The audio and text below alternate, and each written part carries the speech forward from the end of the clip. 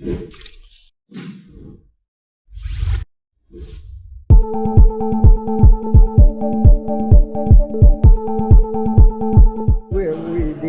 government is committed to work towards realizing those targets, and that's the reason why we have initiated a number of policies.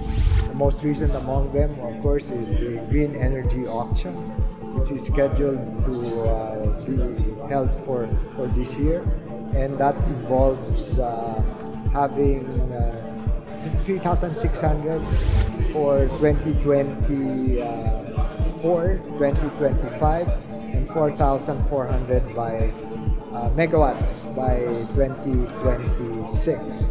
So all of these are designed towards working toward attaining those targets.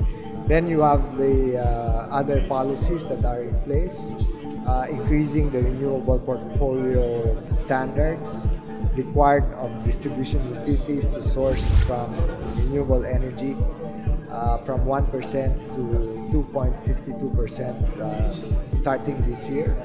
And then, of course, the preferential dispatch of renewable sources of energy other than those that are already on a mass dispatch status. So we will continue to be working on those. And this won't, of course, be the last green energy auction. And we will be working on the transmission lines that will be necessary in order to bring renewable energy into the markets or where they are needed, as well as the energy storage systems that are necessary to complement particularly the variable renewable energy sources. So there's much that needs to be done, especially in the implementation. The offshore wind was not part of the equation when the target of achieving 50% by 2040 was envisioned.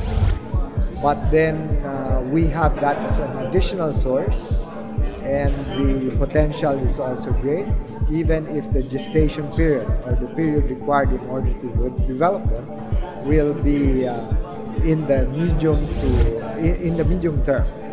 So even beyond the life of this administration.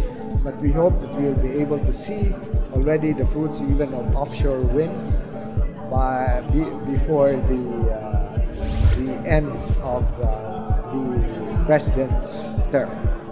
So these are some of the things that we aspire for.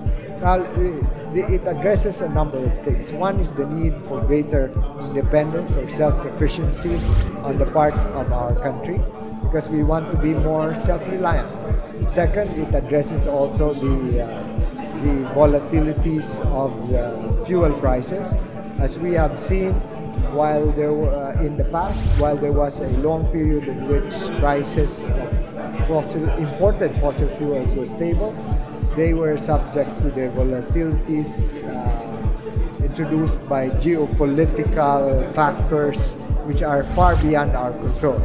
So, to help stabilize the prices, since renewable energy generally do not have fuel costs, then they will be helpful in managing the long-term prices in the country.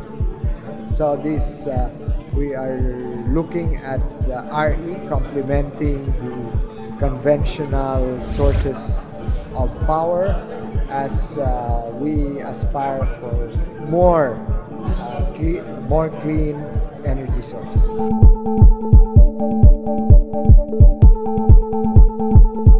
Well, eventually, that is, of course, the expectation, because as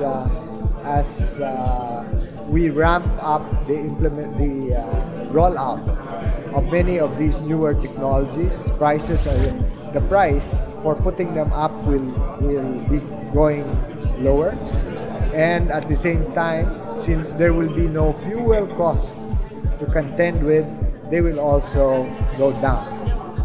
And even energy storage systems costs are also going down.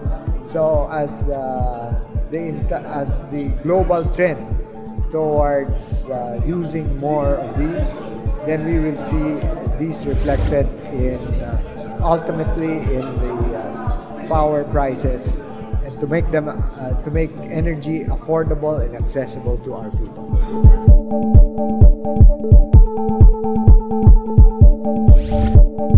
Well, the wholesale electricity spot market is important in the case of the Philippines, because we are not government owned.